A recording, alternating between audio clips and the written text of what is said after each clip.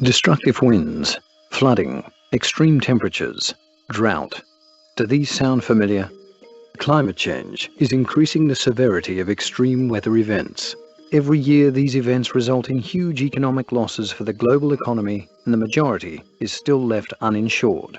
Here at AXA Climate, we understand the difficulties climate-related events create for communities and businesses. To help you protect your interests, we use indices that measure your climate exposure to offer parametric insurance solutions. Together, we identify objective indices such as wind speed or water level. We monitor the index, and if it is above or below a certain level, you receive a payout in a few days. So when frost damages your crops, when hurricanes interrupt your business, when wildfires destroy your property, we've got you covered. Take, for example, a farming cooperative in Germany.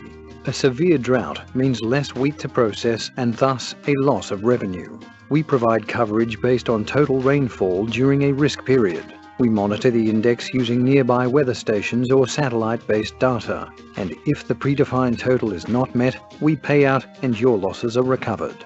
Our parametric solutions can be applied to sectors including agriculture, energy, transportation, and more. We work with both private and public sector institutions, protecting vulnerable populations against cyclones in the Pacific Islands and more than 55 million farmers in India against drought and other agricultural risks. This is how we protect and empower communities against climate hazards. AXA Climate. Stay ahead of the unexpected.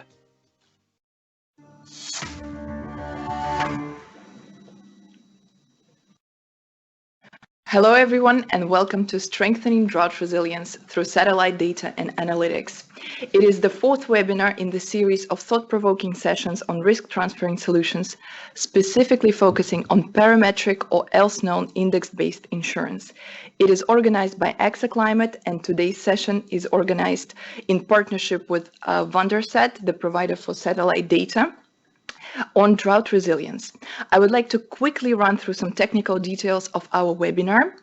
Unfortunately, due to the technical setup, we are not able to hear you, but please be assured that we are listening on the right-hand side of your screens, or for some of you, it can be below. You can have a question box where you are able to answer your question to our panelists that will be addressed at the end of our session.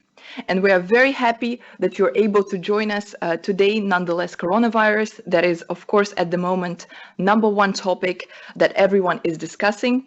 Our thought go out to all of you who are doing home office today, who are on quarantine, and we do wish and believe that the situation will be under control very soon. However, today, we would like to remind you that it is not the only moment that is threatening our livelihoods in our rapidly changing world. We know that climate change is a reality. And today we would like to discuss with you how the insurance sector is adapting to the rising threat of the drought risk. My name is Nadia Arsentieva, and I work on the marketing and business development side at AXA Climate, and I'm delighted to present to you our 4 distinguished guests today. First of all, François Lanavert from AXA Climate, who leads business development side, who will be also the moderator of our today's discussion. Thank you, Nadia. Welcome. We also have Richard Dejeu, who founded VanderSat in 2015, who started his career a long time ago at NASA in the United States. And for the last 2 years, he was among the top 1% most quoted researchers in the world. And we are very delighted to have his technical input on satellite data today. Very happy to have you here. Thank you, Nadia. We have Berend de Jong, who is the Chief Commercial Officer at VanderSat, who will have an instrumental role in explaining to us how we can use satellite data for index-based solution. Very happy to have you here. Thank you. And we have Fabien Bercieux, who is a Senior Business Development at AXA Climate. Some of you may be already familiar with Fabien from our previous sessions on parametric solutions for the agricultural sector, and know that Fabien specializes in the agricultural sector and leads sales campaigns in Europe. So very happy to have you all today here with us. Let's quickly run through our agenda today. First of all, we will discuss how climate change impacts the agricultural sector and the drought risk and what does it do for the entire agribusiness supply chain. Afterwards, we will talk about satellite data. How does it work? How does it work for the insurance sector? How it revolutionizes the way we trigger the payouts. We will also compare rainfall data with satellite data. We will discuss what works better using satellite data or data from weather stations. We will jointly present case studies based on parametric insurance and soil moisture index. And as I mentioned before, at the end, we will have a panel discussion and Q&A. So please do not forget to ask your question, and I will ask them our panelists today. For those of you who might be joining for the first time, I would like to quickly present AXA Climate. AXA Climate is the solutions platform for tackling climate resilience that was created by the AXA Group. As mentioned by Thomas Barbauld during the climate change days, he said that climate change is the #1 priority and AXA should be the pioneer in the insurance sector to help clients be resilient, especially for these rising threats. So we are a quickly growing team. We are more than 16 employees for the moment, and we have 5 locations all over the world with a new hub in Miami opening as we speak. And few words on VanderSat. Before I hand it to François for the moderation, I would like to ask Richard to present VanderSat. No one is better to say a few words on the company than the founder itself. Yeah, and I'm also more than happy to do that. And I will give a very short introduction about VanderSat. We are a very young company. We are only 5 years old. And the mission of our company is actually to support water safety and food security using Earth observation data. And we are especially focusing actually on passive microwave data. And with this data, we can actually create services, for example, a soil moisture service. And we do that by combining different satellites. We have a very nice team of currently 27 employees, and it's a mixture of scientists, remote sensing scientists, we have IT specialists, and we have a set of commercial people. And because of that, we can do actually a lot of different things. We have been growing quite a bit, and now we are almost with 30 employees. And Richard, why did you choose this picture to illustrate VanderSat? I think this picture nicely illustrates actually the variability of soil moisture and actually the status where we are right now, so that we can really see detailed variabilities and changes in soil moisture over time. And so here you see an example of the Netherlands, and we are of course also located in the Netherlands. So that's why. That's the reason why. That's one of the reasons why. And despite the fact that people always think that the Netherlands is very wet, here you clearly see that we have actually quite a significant variability in moisture. Okay, very clear. So let's start the panel discussions. First topic is the climate change. Drought exists for a long time. It always has been a peril for humanity, but why do we focus today on that risk, and what is the impact of the climate change? I give this to Fabien to answer this question. Yes, thank you, François. So yeah, climate change, I think it's a reality everyone knows today. So what is climate change? What we noticed is that there is an increasing temperature on Earth. You can see that the land is warming faster than the ocean. And you can see on Earth, we can show you on the right-hand side of the picture, the change in temperature if you compare it to the last century. So there is a sudden increase in temperature, like in some areas above 3 degrees Fahrenheit. So what is the implication of such a global warming on the drought? If we move to the next slide, we can see that there is what we call an extension of the Hadley cells. Let me explain to you what it is. So the Hadley cell is around the equator. This is an area where you have a very high convergence, and this an area where you have very a huge amount of storms and precipitations. So this air, when it is going high in the atmosphere and then going down around the subtropical area, it is a dry air. And you can see it on the map, this Hadley cell is expanding. So there is a shift in the climatic zone, bringing drier air in the subtropical areas. If we have a look, for example, on the concerned area, that will be south of Australia, south of America, and also Europe. Let's focus then on Europe. Do you have the impact of that on Europe? Yeah, if we have a closer look, there is a lot of paper available on the internet. If you can have a look at the IPCC, for example, or the European Commission, that has a very detailed. Maybe you can have a closer look on the internet. But if we consider a scenario which is called the RCP 8.5, which is let's say an extreme scenario, but this is a trajectory we are going to right now, you can see that the frequency and the severity of drought in south of Europe is also expanding. So the frequency is increasing, and it's not only south of Europe. If you recall, maybe Germany and the Nordics in 2018, there's been a drought that never occurred in the last 20 years. So there is a change in the drought risk all over the world, and Europe is also concerned. So change in frequency, change in intensity. I will not be surprised if that in this context, more and more farmers and producers wants to buy insurance. Is that the case? Yeah, we see a rising demand in product for let's say agribusiness insurance. And if we have a look at drought, the estimated premium is rising from 3.6 billion globally, and will rise to 4.4 billion by the year 2025. So there is a global demand for drought risk. And what is the part of drought insurance inside the whole agriculture insurance? I think as per the estimation, we think that it's roughly 20%.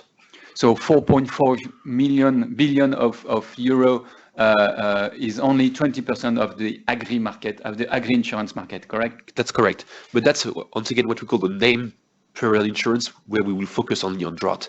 And we will see later how we can use satellite to cover that kind of peril. So more frequency and more intensity makes it also more difficult for the insurer to assess correctly the losses and to also assess correctly the prices. So this is, Richard, where you come perhaps with your technology? That's true. That's true. What we currently have is we have actually, and that's something that people do not always know, is we have actually a lot of satellites in orbit, more than 1,000 satellites that actually are used to observe the Earth. And most of people who are familiar with satellites, they look actually in the visible domain, so the images, the pictures. But we actually focus on passive microwave satellites, and here you see actually on this slide a couple of these satellites. And by combining them in a smart way, we can actually create these reliable, high-resolution soil moisture records. And this is actually directly linked to the mission of our work to support the water safety and food security. And how did you decide to involve yourself in this type of project? Well, actually, based on my academic background, I have been working in this field for many years, but I also noticed that most of the time I was actually developing services and products for other researchers, but not for the rest of the world, and that was actually the reason why I started VanderSat. And yeah, our focus is really on soil moisture. Soil moisture. Yes. Can you give me more explanation on this topic? It sounds very unusual for me. Are you an agronomist, by the way? No, I'm not an agronomist. I'm actually an hydrologist by education, so that's why I'm looking at water, and in this case, water in the soil, and that's of course also important information for an agronomist. And soil moisture is actually a result of different hydrological processes, so evaporation, precipitation, drainage, and everything comes together actually with soil moisture. And when you are interested in drought or in drought risk, then it's actually a usual component to look at is actually soil moisture, because it's a direct indicator of the water available for plants. So I don't need to be physically underground to measure the soil moisture. Your satellite can do that.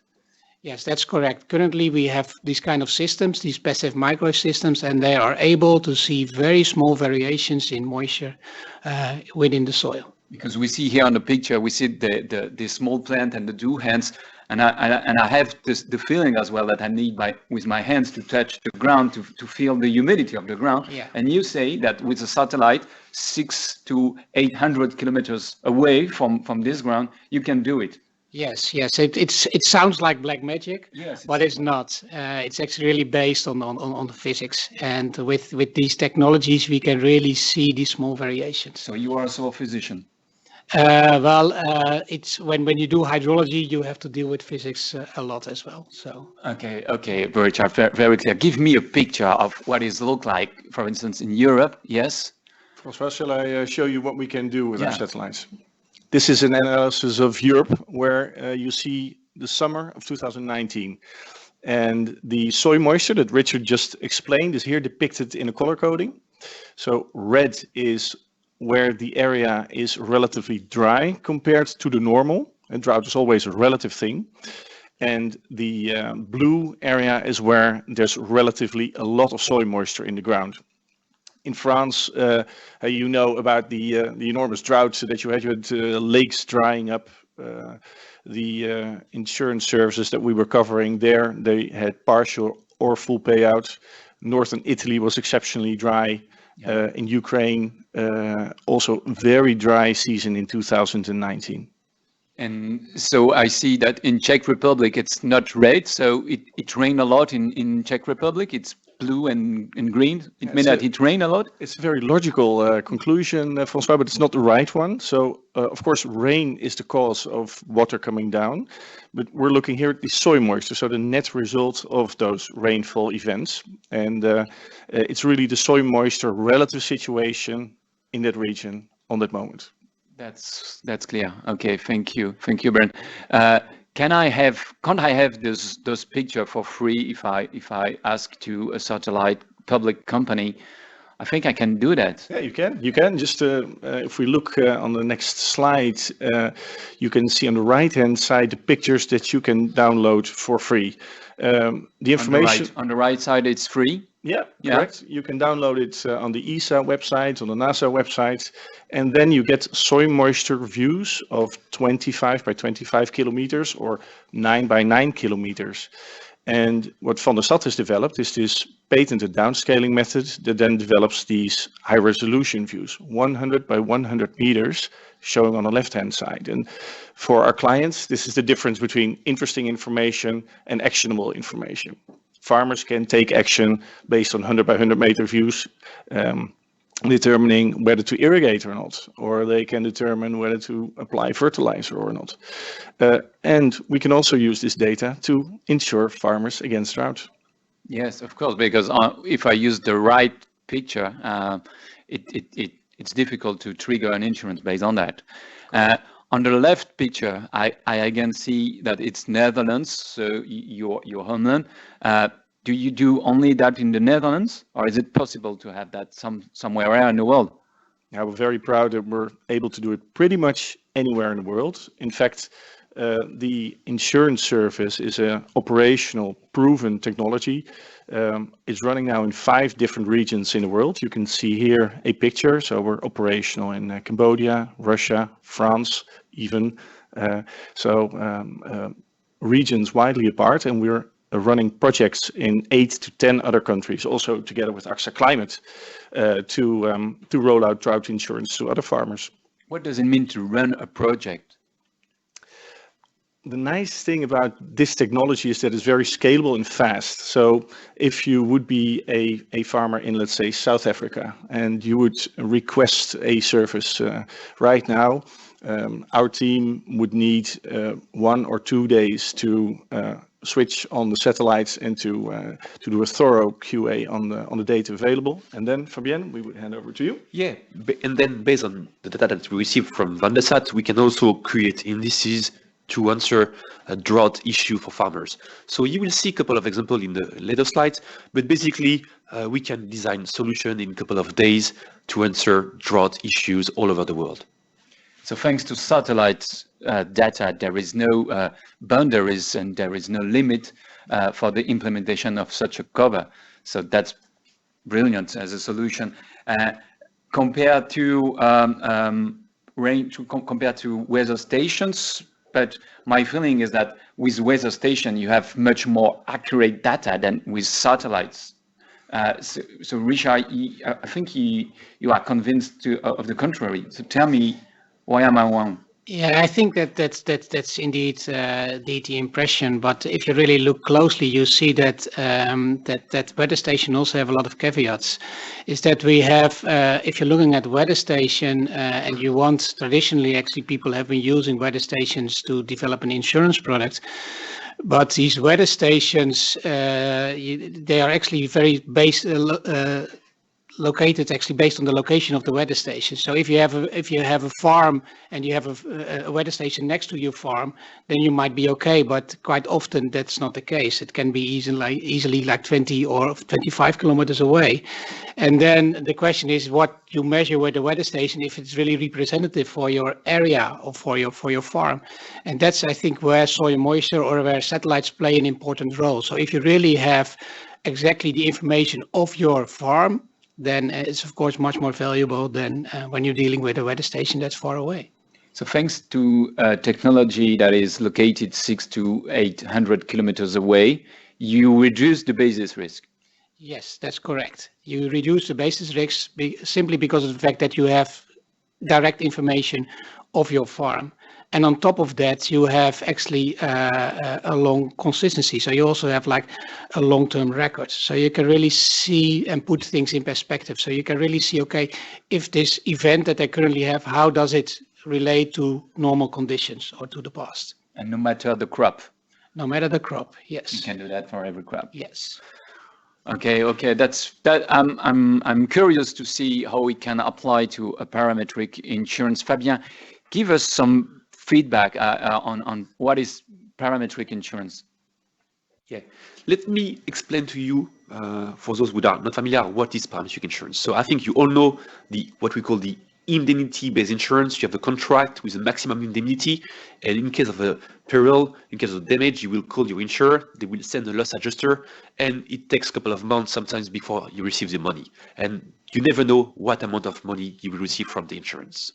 Here, with parametric insurance, we take things differently. So everything is based on big data, sensors, and let's say artificial intelligence. So let me explain to you in more details the way it works. So there are 3 steps.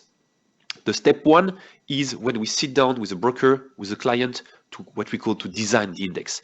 So depending on the peril you want to insure, we will choose a proxy, which is an index, and then depending on the severity or the frequency of the drought, this index will be designed and adapted to your crop. So this is a very adjustable solution. And here your idea is your idea is to use VanderSat technology for this index. Yes, the idea is to take the soil moisture, to take it as an index, and the more severe the drought is, then there will be a payout. So in the step 1, we will define what we call a trigger and an exit. This is when the index is going below a given threshold, which is equivalent to a drought, then we will start to pay. And the more severe, the more frequent the drought, the higher the payout.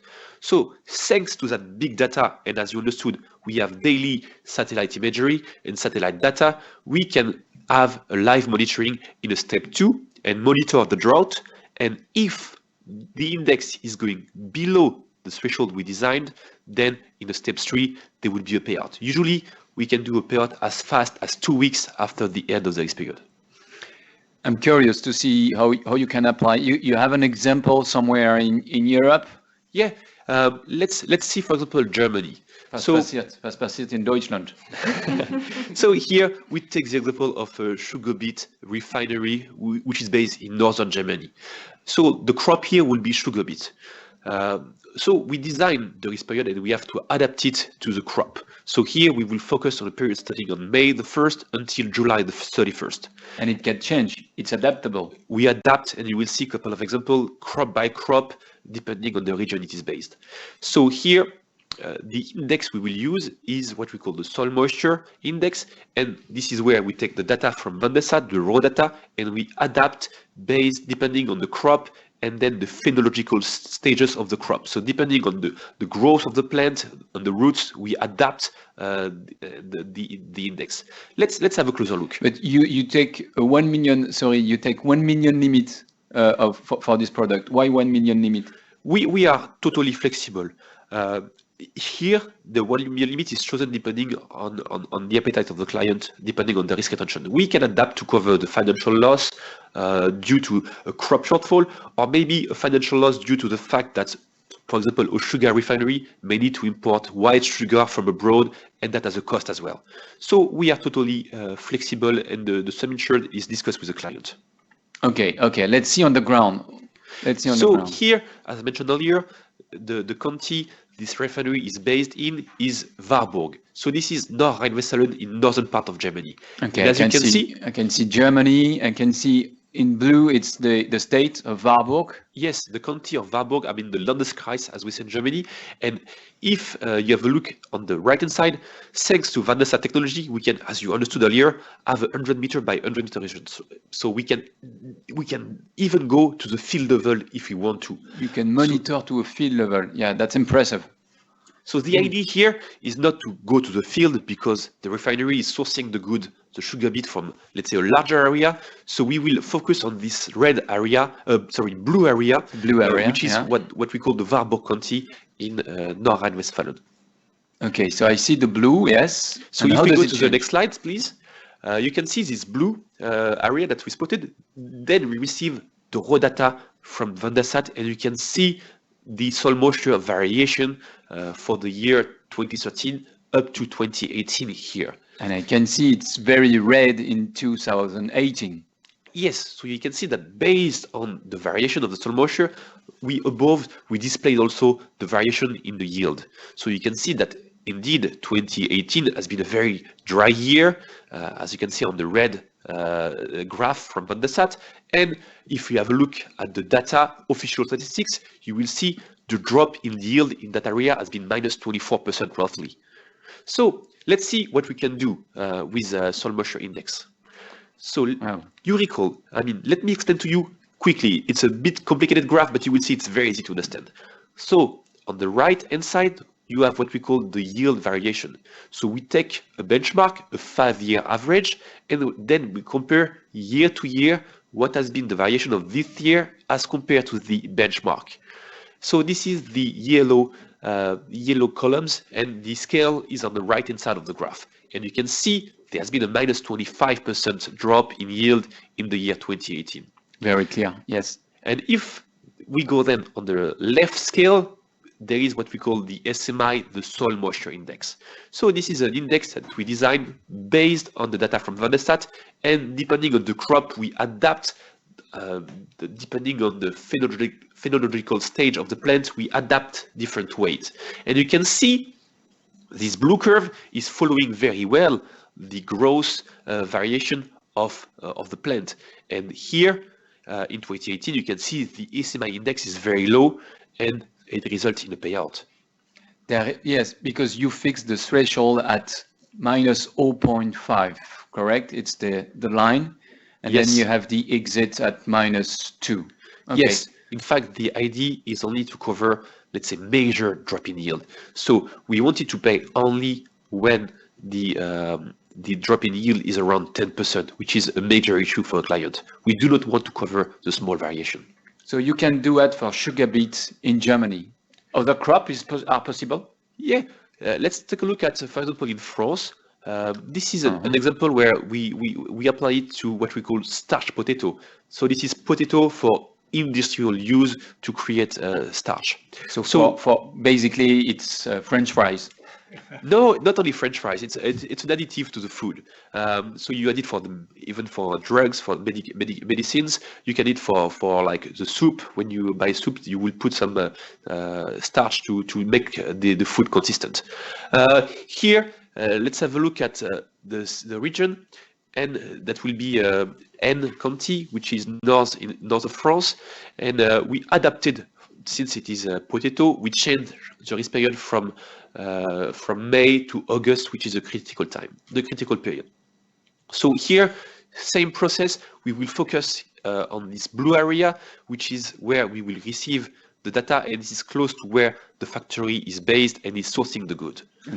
But again, you can do it for a large area and the field as well. If we want to, we can focus at the field level thanks to satellite data from VanderSat, which has a very good resolution. So I look at the blue area, okay, and you will perhaps show me how it works with the SME, with the soil moisture index? Yeah, so if we go to the next slide, you see the shape. We obtain exactly the soil moisture raw data for that given shape. And above again, you can see the yield for the potato in that region. You can see when you have a drought and there will be a decrease in yield. And if you have excess of soil moisture, there will be an increase in yield. So you can see the correlation in between the data and the soil moisture. And if we go to the index, here, once again, the purpose is not to insure against the excess. So you will see we want only to cover the drought, and that's why the index is moving slightly differently. Show me the index. Oops, here we go. Here we are, okay. So as you can see again, we have a good correlation in between the index we design and once again, the same ID, we take into account the yield variation. And here, there will have been a payout again in 2018 because the trigger has been set at 1 and we stop paying at -2. So between -1 and -2, there is a payout. And if I change my index to -0.5, yeah, my threshold, technically we can do it. It means the index will have paid 3 times. We will have paid in 2015, 2017, 2018. So that makes a very expensive product. What we suggest jointly with brokers and the client is only to cover the extreme events to make a product, let's say, more financially, let's say, adapted to a client. Otherwise, it's very expensive to buy. Of course. So it's like kind of having a deductible when you set the trigger at -1 and not -0.5. It's like thinking about retention of the risk and transfer to insurance. How much money can I take as a deductible and how much at what threshold do I have to transfer? Yes, insurance is made to cover extreme events. So here we only want to cover when the drop in yield is approximately 10%. We do not want to cover the 0 to 5%, which is what we call the farmer retention. Yes, yes, of course. And can you do that for, can you insure a farmer, only a small farmer or other counterparties than big industrial companies? Yeah, let's have a look here at Romania. So here, what we receive is a shape file. A shape file means the boundaries of the field. So you can easily distinguish, we have yellow squares and purple ones. So one is sunflower, the other one is corn. So you can directly distinguish which are the crops we want to insure based on the information we receive from the clients. So with one product, you can mix crops. Yes, you will see a bit later. So here again, we adapt. So the risk period will be May the 1st to July 31st, and the index will be again a trigger, as you can see, at -1 and an exit at -2. Then you will see on the next slide the way the product behaves. So you can see, once again, we have a very smooth correlation and following the trend of the yield. And as you can see here, there will have been a payout in 2016. In 2016, but in 2015 there is a huge drop as well in the yield variation. So why there is no payout at that moment? Yeah, good question. When we cover a crop using the soil moisture index, this is made to cover against drought. But drought is not the only peril that leads to a drop in yield. In that case, it's not the drought that led to a drop in yield in 2015. That's why when we use that index, there is no payout. When you use other product like the area yield index, you can be covered against any type of peril, but this is not the topic of today. Yes, and this is perhaps less precise than drought insurance as it is thanks to VanderSat, thanks to this index. So give me a short sum up of the benefit of this solution, Fabien. Yeah, if we have a quick look. So as you understood, we can get live data from the satellite. So as soon as the risk period is over, we can pay within 2 weeks. So it's very fast. You can get money very quickly as soon as the grace period is over. So usually within 2 weeks. So no cash flow issues anymore. No, we are very fast to pay. The second point is what we call the transparency. We use public information, or we use data coming from trustable third parties, private third parties, but which are independent from the insurance. Richard, how far are you independent from AXA? Yeah, we are completely independent. So we actually our service is actually triggered, also is used actually in different sectors. So it's not only the insurance sector that we use, the data is used, so but also the agricultural and the water sector. So, and we have no links or whatsoever with any insurance. Do we own a part of your capital? No, not at all. No, not at all. And No. to add, Francois, currently that is not the case, and because of our role, the independent data provider, we can never have any ownership to anyone operating in the insurance value chain. So that's and that's very important for AXA to provide a parametric product with an independent loss adjuster. Even if I repeat, there is no physical loss adjuster on the ground, just a guy looking at the field in 15 minutes. It's a satellite 600 to 800 kilometers away that will assess the soil moisture index, and based on that we will pay. Fabien, that's correct? Yeah, that's correct. And then finally, to conclude, I think we are a very adjustable cover. We offer tailor-made solution. So based on the crop, based on the location, we adapt the product that we offer. And same for the sum insured. As you understood earlier, we adapt the sum insured depending on the peril, on the damage you want to cover. Richard, you mentioned that you use public satellite data, and why don't you have a VanderSat satellite somewhere in the space? Yeah, it's a very good question. We actually thought about that as well. What the reasoning behind this is that we have actually so many satellites in orbit with such a lot of advanced technology that it's much better to use this in the best way, and that's what we do instead of you setting up your own constellation. So I think what's out there is so much already to discover just based on the constellations we currently already have. Okay, that's clear. That's clear. So I see the benefits of the product. I understand that we are AXA and VanderSat very independent. How long will it take to launch a product? Yeah, basically the spring crop season is starting very soon. So we will consider new quotes until the end of March because we want to be ahead of the crop season. So basically, if you are based in the northern hemisphere, we can do some quotes until end of March. Until end of March. So go fast. My advice is go fast to Fabien to give a request and provide. What do we have to provide, Fabien? So basically, the information we need from you is very straightforward. As you can see, we need to get the location of the crops. So ideally, we can get a shape file. Otherwise, we can get GPS location and the type of crop. That's very easy. That's the only information we need. 2 information and you start the quoting process. Yeah.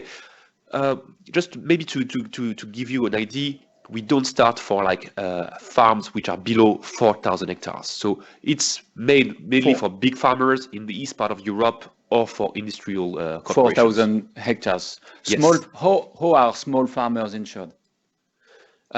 They can get direct insurance from a local general insurance, or sometimes via counterparties like cooperative or seed company, input suppliers that also offer this kind of insurance.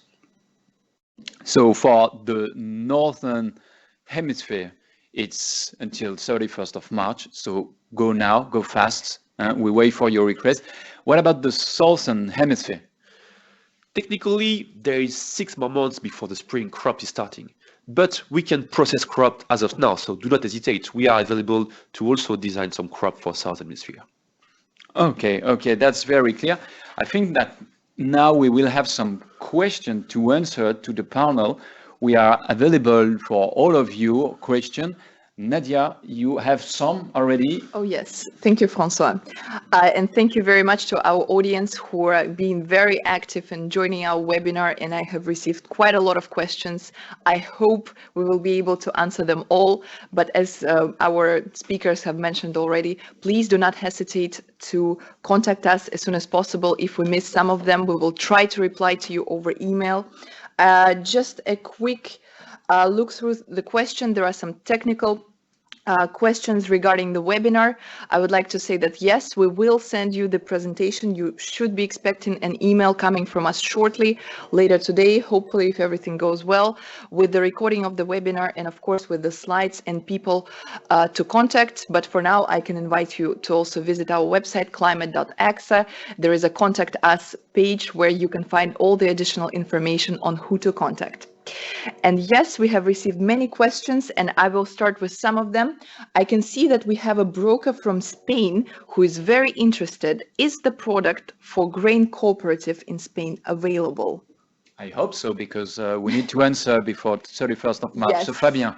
Yeah, we can cover, as discussed earlier, the whole world, in Spain is included. So happy to have a discussion with you. As you understood earlier, we only need 2 kinds of information, so please do not hesitate. In Spain, sugar beet, potatoes, I don't think so. No, it's mainly for, I guess, for wheat or maybe for like peas or vegetables. Yeah. Okay, great. And how can this technology be shared or used with smallholder farmers in food insecure regions to strengthen the food production systems in those areas? I think it's a question connected to a kind of public program or a subsidized program. So how is it possible? In fact, we are currently working with smallholder farmers in many countries. We're very proud of a specific project in Kenya. We launched a maize insurance product there for 4,500 smallholder farmers.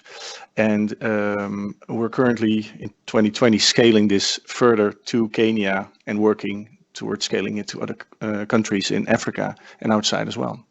Yeah, we provided examples in Germany, in France, in Romania, so in developed countries. But if we want, Richard, if we want to solve the food crisis, we can work together on other area in Africa, in Asia. Yeah, that's correct, and that's actually what we already do. So what Berend was saying is with smallholder farmers in Kenya, we are already setting this up, and we're already supporting the maize farmers over there.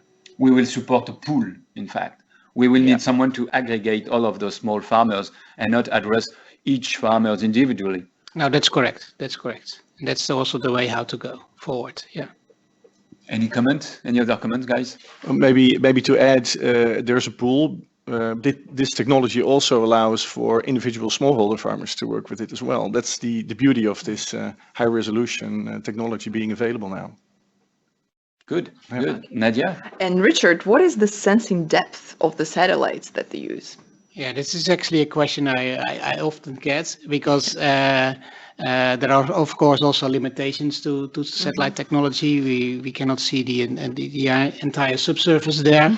And with passive microwave systems that are currently out there, you can see the first centimeters of the soil. So that's approximately 5 to 10 centimeters. But we do have all kinds of technologies and algorithms there to make estimates of root zone soil moisture as well. Okay, very interesting. Bernd, I think the next few questions are for you, and they're quite direct, so people might be very interested. Can you cover farms in California, and how much would that cost? Well, that's rather direct. In the US, we have good coverage of our satellites. We know that. We're not active for insurance there yet, but we're very much looking forward to do that. So it's not a problem to provide our data for California. Great. Yeah, and for AXA Climate, we have Stéphane Gaudier, our head of Americas based in Miami, that will also work on that. Fabien, the next few questions are coming for you. Why in parametric insurance do we always have an exit? And do you measure the yield from a farmer after the risk period is over? Good question. We we usually put an exit just because we know a crop will never be 100% destroyed. Usually, if you have a look at the yield variation, as we have seen earlier in the case studies, the drop can be, let's say, from 5 to sometimes 35, 40%, in the extreme case, 50%. So capital as a cost. So if you put an unlimited limit, we have, as an insurance company, to save some money as a reserve. So if we design a limit which is adapted to the crop, it is also cheaper for the insurance taker. Okay. All insurance have a limit, except liability insurance for car in France. I don't know if it's the case also in Netherlands, but in France it's unlimited for the liability insurance. Yeah. And if we go back to the second question, if you maybe go to the national statistics, you will see that the yield data sometimes takes over 6 months to be published. So we prefer to use satellite data, which is available in real time, and as soon as the risk period is over, we can get the index and we know how much we pay. So what is very important is that we do, in the first stage, as I explained earlier, the correlation in between the index and the yield, so that when the risk period is over, everything is based on the index. We don't need to wait for the yield to release the payout. Everything is pre-settled. And I think this is the beauty of it. We can pay fast. We don't need to wait 6 months for the yield to be published. And 6 months for the yield to be published after the season. So 6 months plus X months, so a lot of time. But we provide also yield insurance. We do. And I think every insurance has benefits and yield as other ones because it covers multi-peril, not only drought, but drought being one of the prominent peril for the agribusiness. We think that this kind of soil moisture index also has some benefits. Our partner from Switzerland suggests to us to bring the smallholder farmer in the center of our discussion. So could we please discuss about the penetration rate? Are we looking at insurance premium tied to credit facilities or on a standalone basis? Are these products affordable and sustainable on a long-term basis? I think we can discuss that jointly.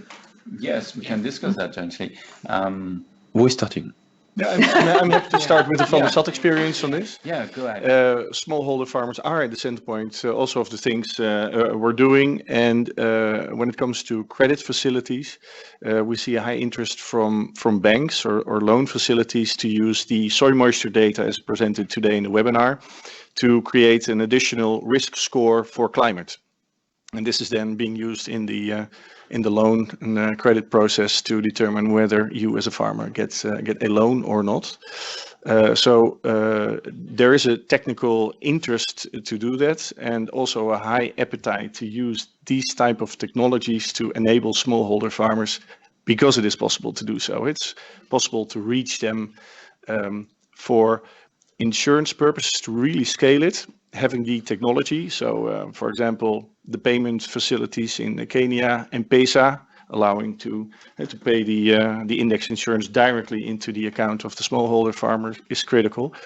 The availability of satellite technology is critical, but even more important is the distribution channel, and that's where it is becoming hard. So how do you reach the smallholder farmers? Because at the end of the day, the work you do as a broker is also something that needs to be done there to get the credibility of a cooperative or a farmer to pay. So the challenge. So in Kenya, we're doing that with champion farmers who distribute the products, and that's the main challenge, to really scale out to all the smallholder farmers in the world. Yeah, and maybe just to complete what Bernd was said, I think that thanks to parametric insurance, as you understood, we only need to know where are the crops located and what kind of crop it is. So I think the future is to solve these distribution issues thanks to very simplified insurance like the parametric one, using, for example, soil moisture index. So this is not ready yet, but this is something which will come in the near future.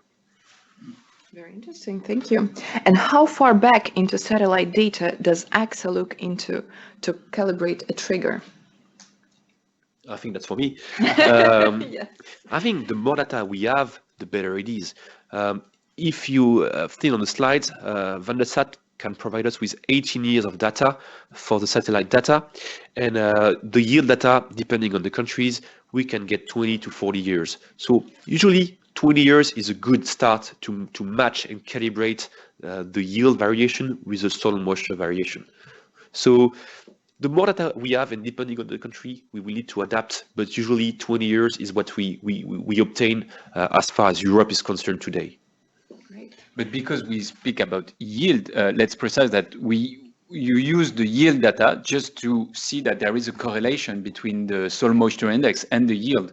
Yes. And then if there is a correlation, we are in the position to advise the client to say, yes, take this product, take this index, because it makes sense. Otherwise, we will avoid to sell this product. You're correct. I mean, all the work is done ahead, as you have seen in the case study, to make sure that the product we design is well correlated to the yield, so that if you buy a soil moisture product only, you can get cover for the main peril, which is drought, and which is covering, let's say 80% of the drop in yield in most of the regions. What could be another purpose with this satellite data besides agricultural purposes? I think it comes from VanderSat. Yeah, well, we have actually there are multiple use cases there. So, for example, what we currently do with the Dutch water authorities, so it's actually to provide them information on the soil moisture conditions, so they have a better understanding of the situation, of the water situation within their region, and they can take action if needed. So that's also really related to water safety, for example. Another example is what we do is also we're looking at reservoirs.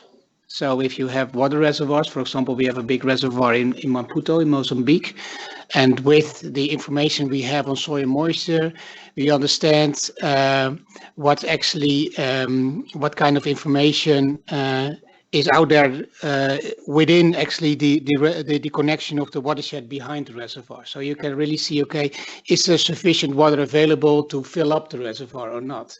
So if you're an energy company and you want to know what the situation is of your reservoir, then without information you can also tell the people what the conditions are in the watershed, so they can do predictions ahead. Very clear. And just to repeat for the audience, what is the spatial resolution used for the products? Well, we are now working on the 100 by 100 meter pixels.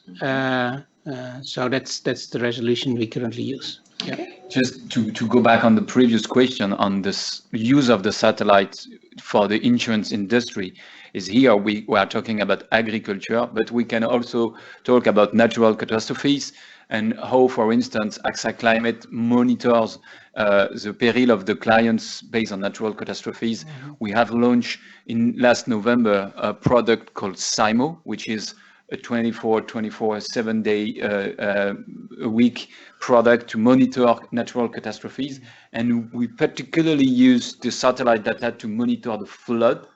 And with satellite data, we can very precisely monitor the level of the water after a flood and advise the client to say, yes, it's time to go back, or it's not time to recover, to start a recovery program. So we thanks to satellite today, we can help the insurance industry to monitor natural catastrophes. Fabien, I don't know if you want to add something for AXA Climate, but yeah, I mean, just to stay on the topic of soil moisture, I will just add a bit that thanks to satellite, we can also cover wildfire.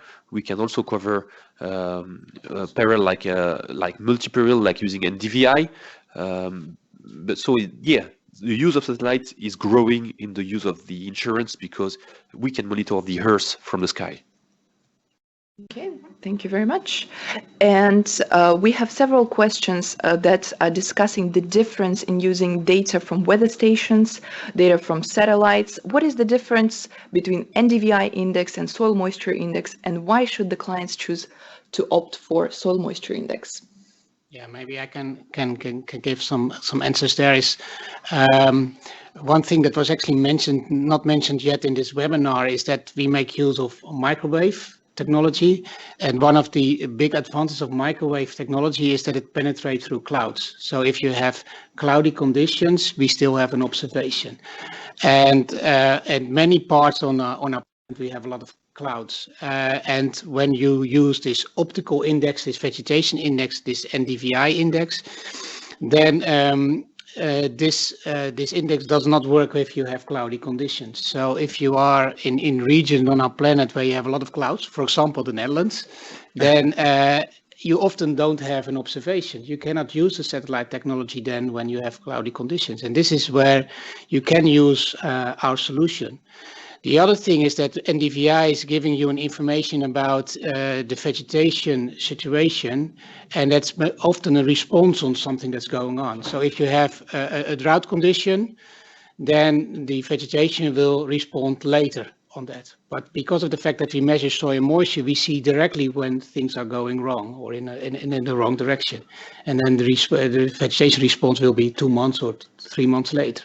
And then you see that with NDVI. So we are quicker there as well. And for other climate-related perils, does it sometimes make sense to more use weather station data rather than satellite data? Yeah, typically satellite today is mainly used to cover drought. If you have a very localized risk, and I may take the example of frost, you may want to have very localized information because 100 meter can be already a lot when you talk about frost. So yes, I mean, as far as those perils is concerned, hail, frost, we prefer to use local stations. For drought, one option is to use a SMI index. Okay, thank you very much. We have a colleague from the World Bank who has a couple of questions, and I think Richard would be the one who would answer these questions best. What is the evidence of correlation to actual crop yield data, considering the surface moisture data? What is the evidence there? Yeah, we have done actually quite a lot of studies there for different crops, especially the last years. So there is, if you have surface soil moisture, that's actually very well connected to root zone soil moisture. So there are different methods, and as already said, I'm a hydrologist by education, so I've been using also a lot of models to show how you can do this.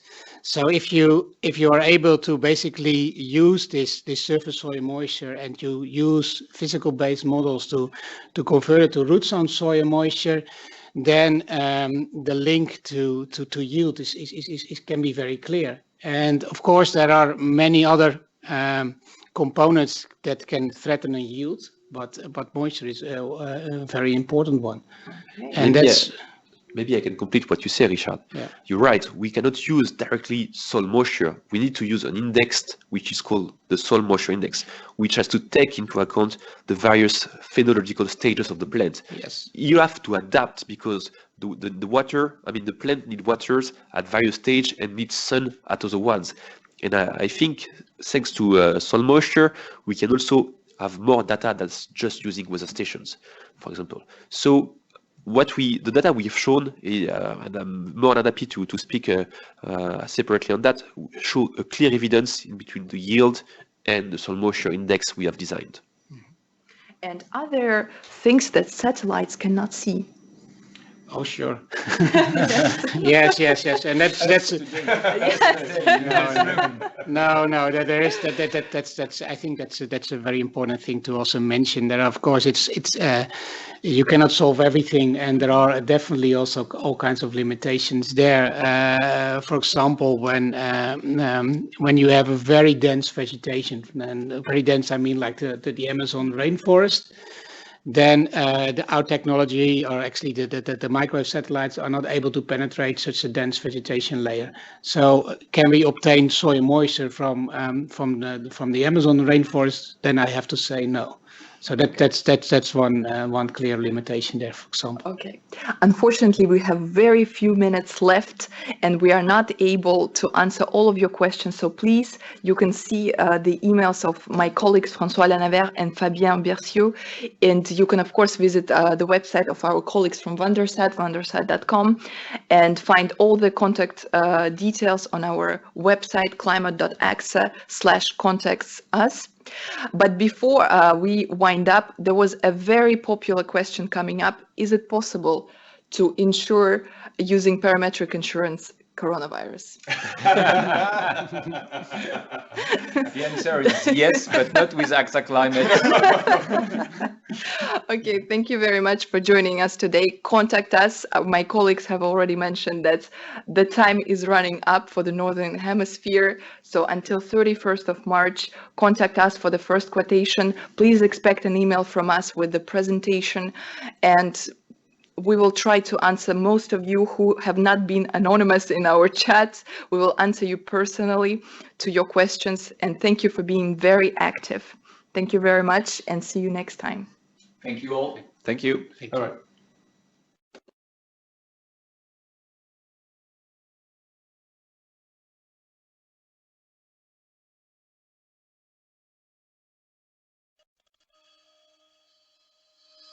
Destructive winds, flooding, extreme temperatures, drought.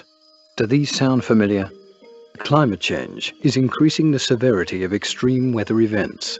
Every year these events result in huge economic losses for the global economy, and the majority is still left uninsured. Here at AXA Climate, we understand the difficulties climate-related events create for communities and businesses. To help you protect your interests, we use indices that measure your climate exposure to offer parametric insurance solutions. Together, we identify objective indices such as wind speed or water level. We monitor the index, and if it is above or below a certain level, you receive a payout in a few days. So when frost damages your crops, when hurricanes interrupt your business, when wildfires destroy your property, we've got you covered. Take, for example, a farming cooperative in Germany. A severe drought means less wheat to process and thus a loss of revenue. We provide coverage based on total rainfall during a risk period. We monitor the index using nearby weather stations or satellite-based data. And if the predefined total is not met, we pay out and your losses are recovered. Our parametric solutions can be applied to sectors including agriculture, energy, transportation, and more. We work with both private and public sector institutions, protecting vulnerable populations against cyclones in the Pacific Islands and more than 55 million farmers in India against drought and other agricultural risks. This is how we protect and empower communities against climate hazards. AXA Climate. Stay ahead of the unexpected.